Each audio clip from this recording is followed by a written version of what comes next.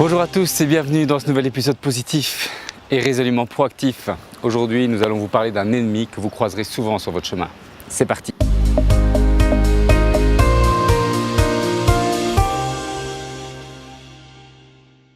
Il s'agit bien entendu de la peur. Alors je voudrais savoir de quoi vous avez le plus peur. Plutôt de perdre quelque chose que vous avez déjà ou plutôt de ne pas arriver à faire quelque chose que vous voulez faire. Ces deux manières d'avoir peur semblent différentes et pourtant elles ont exactement le même pouvoir sur vous. Elles vous paralysent, elles vous empêchent d'agir et de faire ce que vous voulez faire. Retenez bien ça, la peur est un barrage qui vous empêche d'accéder à vos ressources qui pourtant sont infinies. En fait, la peur n'est qu'un état d'esprit, mais cette fois il est négatif. Il y a énormément de vos souffrances qui sont générées par vos peurs. La peur de manquer, la peur de perdre ce que l'on aime, la peur de vieillir, la peur d'être malade, la peur de mourir, la peur d'être pauvre. Alors comment réagir face à cette peur qui est une réaction normale?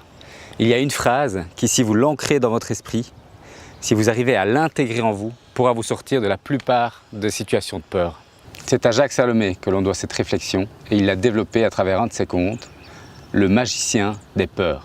Écoutez bien, il y a toujours un désir derrière chaque peur, aussi petite ou aussi terrifiante soit-elle. Vous avez bien entendu, derrière chaque peur se cache un de nos désirs. C'est ce désir qu'il va falloir identifier. Si vous êtes capable d'identifier le désir qui se cache derrière votre peur, alors il vous reste une question à vous poser. Qu'allez-vous choisir de nourrir? La peur ou le désir lié? C'est celui des deux que vous nourrirez qui gagnera. Le choix que vous pouvez faire dans la vie, il se situe à ce niveau-là. Pensez-y un instant. Vous allez nourrir votre peur ou votre désir. L'herbe est toujours plus verte là où elle est arrosée.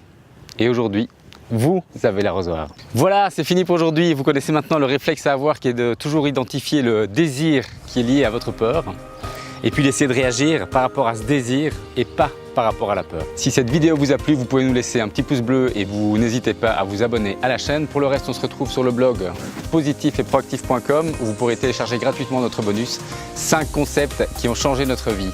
À très bientôt pour une nouvelle vidéo.